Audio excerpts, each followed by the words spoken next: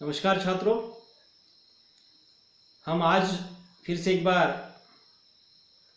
इस ऑनलाइन पढ़ाई का जो सिलसिला है उसको जारी रख रहे हैं। पिछले हफ्ते में हमने प्रश्न पत्र क्रमांक 16 उसमें पहला और दूसरा टॉपिक जो है हमने पूरे किए हैं और इस लेक्चर से या इस हफ्ते से समझ लीजिएगा, हम प्रश्न पत्र क्रमांक 15 जो है व्यवहारिक हिंदी, ये पाठ्यक्रम थोड़ा सा शुरू करने वाले हैं। सत्र क्रमांक 6 के अंतर्गत प्रश्न पत्र क्रमांक 16 हमने उसमें 2 टॉपिक देखे। बाकी के जो 3 टॉपिक हैं वो हम ये जो 15 नंबर पेपर है उसको थोड़ा सा 1-2 टॉपिक देखने के बाद शुरू करेंगे, ताकि हमारे दोनों पेपर जो है एक साथ चलते रहे, कोई भी सिलेबस जो है पीछे न रह पाए। इसलिए हम दोनों का समान रूप से संचालन करने वाले हैं। तो प्रश्न पत्र क्रमांक 16 के 2 टॉपिक हमारे हो चुके हैं। अभी प्रश्न पत्र क्रमांक 15 की शुरुआत हम करने जा रहे हैं। थोड़ा सा मैं आपको उसके संदर्भ में अधिक जानकारी देना चाहता हूं। प्रश्न पत्र क्रमांक 15 उसका नाम जो है व्यवहारिक हिंदी रखा गया है सत्र 6 के लिए, और सत्र 5 के लिए ये प्रश्न पत्र क्रमांक 10 था और उसका नाम था प्रयोजन मूलक हिंदी। अर्थात हमने उस समय प्रयोजन मूलक हिंदी का अर्थ, परिभाषा, स्वरूप, उसके व्यवहार क्षेत्र, वो सभी बातें उस सत्र क्रमांक 5 के अंतर्गत वहां पे देखी है। अब सत्र क्रमांक 6 में हम प्रश्न पत्र क्रमांक 15 व्यवहारिक हिंदी के अंतर्गत हमारी जो हिंदी भाषा है हमारे व्यवहारिक जगत में किस प्रकार किन रूपों में काम करती है उसके संदर्भ में हम जानकारी लेने वाले हैं। इसके पहले मैंने आपको शायद वो पाठ्यक्रम, उसका परिचय भी मैंने करा के दिया था। अगर आपको याद नहीं है तो मैं फिर से एक बार उसको आपके सामने रखूंगा, ताकि हमें प्रश्न पत्र क्रमांक 15 के अंतर्गत व्यवहारिक हिंदी नामक पेपर के अंतर्गत कौन कौन से टॉपिक पढ़ने हैं उसकी थोड़ी सी जानकारी मिल जाए। मैं आपको पहले ही बता देता हूं कि प्रश्न पत्र क्रमांक 15 जो है व्यवहारिक हिंदी, ये आपके एसवाई के पेपर में 3 मध्य दिए थे। आपको याद है क्या? देख लीजिएगा। वहां पे अनुवाद, विज्ञापन और संवाद कौशल, इस प्रकार से व्यवहारिक हिंदी के कुछ मध्य वहां पे दिए थे। उसी का ही थोड़ा सा विस्तृत रूप जो है इस पेपर में हमें पढ़ना है। अर्थात व्यवहारिक हिंदी के अंतर्गत आने वाले अनुवाद, विज्ञापन, साथ ही साथ अन्य जो पत्राचार है, इसको भी हमें इस पेपर में देखना है। व्यवहारिक हिंदी से तात्पर्य यह है कि हाँ, इसे हम कार्यालयीन हिंदी भी कह सकते हैं, प्रशासनिक हिंदी भी कह सकते हैं, संचार की हिंदी कह सकते हैं, बैंकिंग की हिंदी कह सकते हैं। अर्थात जिन जिन क्षेत्रों में ये हिंदी जो है कार्यरत है या काम कर रही है या उसका प्रयोग किया जाता है, उन सभी क्षेत्रों में उस हिंदी को उस नाम से हम जान सकते हैं और उसको ही हम व्यवहारिक हिंदी कह सकते हैं। अर्थात जिस क्षेत्र में वो काम कर रही है वह क्षेत्र एक प्रकार से हमारे दैनंदिन जीवन का एक हिस्सा है। बैंक से संबंधित जो जितने भी कामकाज हमें करने पड़ते हैं वो हमारे बैंकिंग हिंदी के माध्यम से हम करते हैं। किसी भी कार्यालय से संबंधित हमें अगर काम करना है, दैनंदिन जीवन का कोई भी अगर हमारा काम वहां पे करना है, तो ये कामकाजी हिंदी के अंतर्गत या कार्यालयीन हिंदी के अंतर्गत वहां पे उसका प्रयोग हम करते हैं। उसी प्रकार न्यायालयीन हिंदी या विधि क्षेत्र की हिंदी, कानून की हिंदी, कृषि जगत की हिंदी, संचार की हिंदी, मीडिया की हिंदी, जनसंचार की हिंदी, ये सभी जो बातें हम अभी करने जा रहे हैं उसके पीछे ये व्यवहारिक हिंदी का रूप जो है वहां पे महत्वपूर्ण भूमिका निभा रहा है। व्यवहार मतलब क्या है कि हम अपने रोजमर्रा की जिंदगी में अपने जीवन यापन को चलाने के लिए जो भी कुछ गतिविधियां करते हैं, उन गतिविधियों को पूरा करने के लिए हम जिस भाषा का सहारा लेते हैं वो भाषा मतलब व्यवहारिक भाषा होती है, और उसी को ही हमने व्यवहारिक हिंदी कहा है। अर्थात दैनंदिन व्यवहार की जो भाषा है वो व्यवहारिक हिंदी है, ऐसा भी हम संक्षेप में कह सकते हैं। तो हमें इस पेपर के अंतर्गत या इस व्यवहारिक हिंदी के अंतर्गत हमें अनुवाद से संबंधित विस्तार से जानकारी लेनी है, विज्ञापन की विस्तार से जानकारी लेनी है। सेकेंड ईयर में जब आपने अनुवाद और विज्ञापन को पढ़ा था तो थोड़ा सा उसमें परिचय मात्र के मध्य दिए थे, लेकिन टीवाई के इस पेपर में अनुवाद और विज्ञापन के संदर्भ में थोड़ा सा विस्तार से हमें वहां पे जानकारी प्राप्त करनी है। और मैं मानता हूं कि अगर ये अनुवाद और विज्ञापन की जानकारी जो है आप अगर अच्छी तरह से ग्रहण कर लेते हैं तो भविष्य में आप भी एक अनुवादक के रूप में उभर सकते हैं, अर्थात आपकी भी एक पहचान जो है अनुवादक की हो सकती है। इसलिए ये पेपर जो है आपके करियर की दृष्टि से, आपके रोजी रोटी की दृष्टि से, या आपका खुद का जो बिजनेस है उसको चलाने के लिए भी ये पेपर आपको फायदा कर सकता है। अर्थात विज्ञापन की कला अगर आपने सीख ली तो आप एड एजेंसी जैसी गतिविधियां या उस प्रकार का बिजनेस शुरू कर सकते हैं। आज पूरी दुनिया जो है विज्ञापन के आधार पर चल रही है। इंटरनेट के माध्यम से, टीवी के माध्यम से, रेडियो के माध्यम से आपके पास जितने भी विज्ञापन आते हैं वह विज्ञापन केवल और केवल मार्केटिंग की दृष्टि से वहां पे बनाए जाते हैं। और हम आज मानते हैं कि आज का जो युग है, आज ये मार्केटिंग का युग है।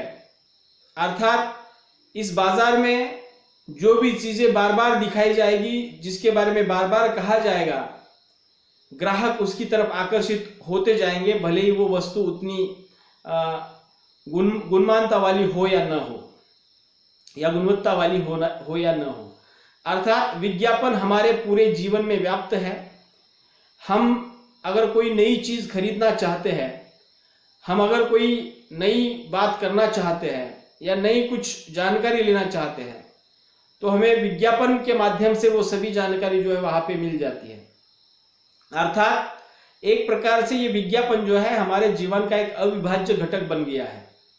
तो इसलिए हमारे पाठ्यक्रम में विज्ञापन से संबंधित ये जानकारी जो है हमें देखना बेहद जरूरी है।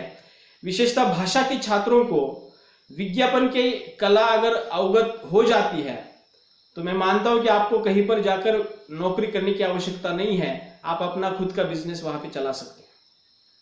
उसके साथ साथ इसमें पत्राचार के कुछ नमूने दिए गए हैं, विषय दिए गए हैं, उसको भी थोड़ा सा हम देखने वाले हैं। थोड़ा सा आपको इस पाठ्यक्रम में क्या क्या पढ़ना है उसका थोड़ा सा परिचय करा के दे देता हूं। देखिए, मैंने अभी कहा था कि व्यवहारिक हिंदी से तात्पर्य बैंकिंग हिंदी से है, दूरदर्शन हिंदी से है, सरकारी कार्यालय की हिंदी से है, रेल, मीडिया, इंटरनेट, विज्ञापन, फिल्म आदि क्षेत्र में प्रयुक्त होने वाली जो भी हिंदी भाषा है उसका हम अंतर्भाव जो है इस व्यवहारिक हिंदी के अंतर्गत कर सकते हैं। तो मुझे लगता है कि आपको इस व्यवहारिक हिंदी के पक्ष को थोड़ा सा गहराई से जानना होगा, ताकि हम जिस विषय में स्पेशलाइजेशन कर रहे हैं उस भाषा के अंतर्गत ऐसे कौन कौन से अवसर हैं जिसके माध्यम से हम नौकरी प्राप्त कर सकते हैं, उसका भी अगर हमें ज्ञान हो जाए तो ये पेपर आपके लिए बहुत महत्वपूर्ण साबित होगा, ऐसा मुझे लगता है। तो रोजगार की दृष्टि से भी इसको थोड़ा सा आपको गहन करना है। हिंदी की महत्ता को देखकर आज मैंने अभी कहा था कि संपूर्ण विश्व जो है मंडी के स्वरूप है या बाजार के रूप में हमारे सामने आता है। मतलब उपभोक्ता को सामने रखकर बाजार में वस्तुएं जो है परोसी जाती है और उन वस्तुओं को लोगों तक या उसका परिचय करा के देने के लिए विज्ञापन का सहारा लिया जाता है। तो इस प्रश्न पत्र में वो सभी बातें वहां पे आ गई है जिसको हमें देखना है। अनुवाद, आज अनुवाद के कारण भाषा की जो सीमाएं हैं वो थोड़ी सी कम हो गई है। मतलब आपको अगर जर्मन भाषा नहीं आती, आपको अगर कोई यूरोपियन भाषा नहीं आती तो कोई फर्क नहीं पड़ता। उस भाषा में लिखा हुआ अगर हमारी भाषा में अनुवादित होकर आया है तो आप वहां पे जान सकते हैं कि जर्मन में क्या लिखा जा रहा है या जर्मन के लेखक क्या विचार करते हैं। अर्थात ये अनुवाद की एक शक्ति है, मान लीजिएगा, या उसकी उपयुक्तता है, जिसके आधार पर हम भाषा को बिना सीखे उस संस्कृति में, उस भाषा के अंतर्गत क्या लिखा जा रहा है उसकी जानकारी अनुवाद के माध्यम से प्राप्त कर सकते हैं। तो इसलिए ये पेपर जो है बेहद महत्वपूर्ण है, ऐसा समझ लीजिएगा। और इसमें लगभग हमें 4 अध्याय पढ़ने हैं और उस 4 इकाइयों के अंतर्गत पहली जो इकाई है वो है अनुवाद, दूसरा विज्ञापन, तीसरा वाणिज्य पत्राचार और चौथा जो है वाणिज्य वित्त व्यवहार। अर्थात इसका मैं थोड़ा सा आपको एक एक करके जो है परिचय करा के देने वाला हूं। इकाई क्रमांक 1 है, देखिए, अनुवाद, अर्थ, परिभाषा, स्वरूप एवं प्रकार। अब देखिए, ये जो पहला मुद्दा है हम इसको सेकंड ईयर में ही देख चुके हैं। इसको विस्तार से हमें देखना है और सारे विश्लेषण जो है उसके बारे में भी चर्चा करनी है, तभी जाकर आपको और अच्छी तरह से ये मुद्दा जो है समझ में आ जाएगा। मुझे लगता है पहले ही ये मुद्दा होने के कारण आप इसके बारे में पहले से जानते हैं और फिर से एक बार हमारे पाठ्यक्रम में आने के कारण मैं इसको और एक बार आपके सामने रखूंगा तो और अच्छी तरह से आपके समझ में आ जाएगा। अगला मुद्दा है अनुवादक के गुण। ये मुद्दा पिछले साल आपके लिए नहीं था, इस साल जोड़ दिया गया है। अर्थात अनुवाद करने के लिए जो अनुवादक होता है उस अनुवादक के पास कौन कौन से गुण होने चाहिए, ये बातें इस मुद्दे के भीतर हम देखने वाले हैं। अर्थात उसकी योग्यता क्या होनी चाहिए, उस व्यक्ति के पास कौन सी क्षमता होनी चाहिए जिसके आधार पर वो अनुवाद कर सकता है। अगला मुद्दा है सफल अनुवाद की विशेषताएं। अर्थात पिछले साल हमने देखा कि कोई भी व्यक्ति अगर 2 भाषाओं को जानता है, मराठी और हिंदी या हिंदी और अंग्रेजी कौन सी भी ले सकते हैं, कोई भी 2 भाषा अगर कोई व्यक्ति जानता है तो एक भाषा में लिखी हुई सामग्री को दूसरी भाषा में जब उसी अर्थ में वहां पे प्रस्तुत किया जाता है, लिखा जाता है, तो वो अनुवाद कहा जाता है। तो मुझे बताना क्या है कि 2 भाषा को जानने वाले सभी लोग अनुवादक है क्या? अगर है तो अनुवाद वो करते हैं तो कितना सही बन जाता है, कितना गलत बन जाता है, इसके कुछ मापदंड जो है ये सफल अनुवाद की विशेषताओं के अंतर्गत हम वहां पे देखने वाले हैं। दुनिया में बहुत सारे किताबों के अनुवाद हो रहे हैं, लेकिन दुख की बात यह है कि उसका परीक्षण, उसका समीक्षण या उसकी समीक्षा जो है, अनुवाद समीक्षा जो है, उतनी मात्रा में वहां पे नहीं हो पा रही है। अर्थात जर्मन की किताब का अनुवाद हिंदी में किया जा सकता है, लेकिन वह अनुवाद कितना सफल हो पाया है इसके लिए कोई भी यंत्रणा आज थोड़ी सी मौजूद नहीं है। लेकिन इसको हम उस धरातल पर सोचते हुए अगर समझेंगे तो जो भी कुछ अनुवादित होकर आता है ये पूर्णतः उस अनुवादक की क्षमता पर निर्भर होता है। वह अनुवादक जिस क्षमता के साथ मूल सामग्री को ग्रहण करता है, उसमें अभिव्यक्त विचारों को ग्रहण करता है, भावनाओं को ग्रहण करता है, वही विचार वही भावनाएं उसी क्षमता के साथ अगर अनुदित भाषा में वहां पे लक्ष्य भाषा में अगर प्रस्तुत करता है तो अनुवाद सफल माना जाएगा।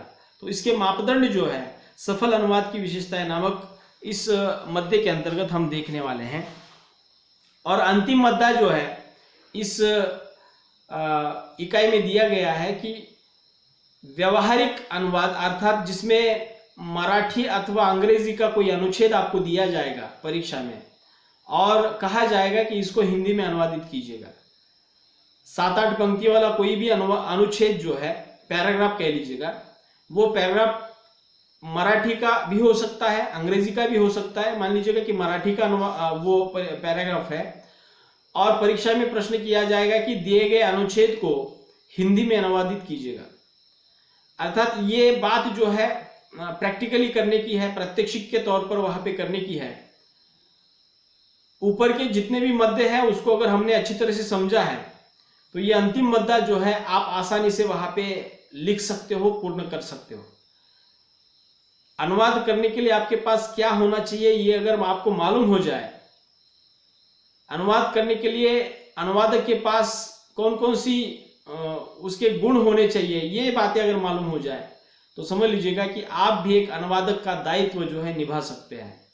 तो इस तरह से ये पहली जो इकाई है हम उसको देखने वाले हैं और उसमें हम पूर्णतः अनुवाद से संबंधित जितना भी विश्लेषण दिया गया है वो पूरा जो है हम उसके ऊपर विचार विमर्श करने वाले हैं।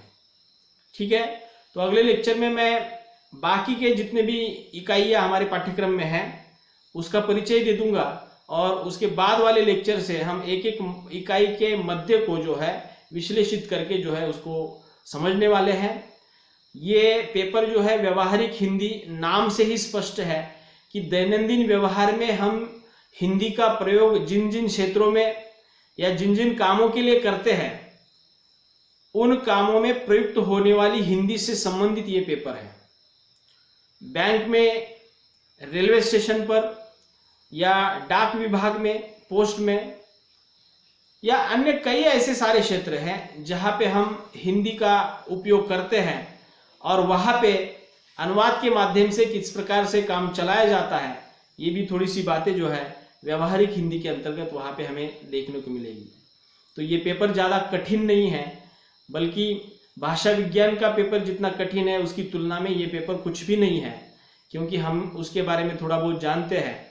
भाषा विज्ञान का पेपर आपके लिए थोड़ा सा नया था, लेकिन ये पेपर सेकंड ईयर में इसके कुछ मध्य जो है आपको होकर गए हैं, इसलिए आपको इसको समझने में ज़्यादा कठिनाई नहीं होगी।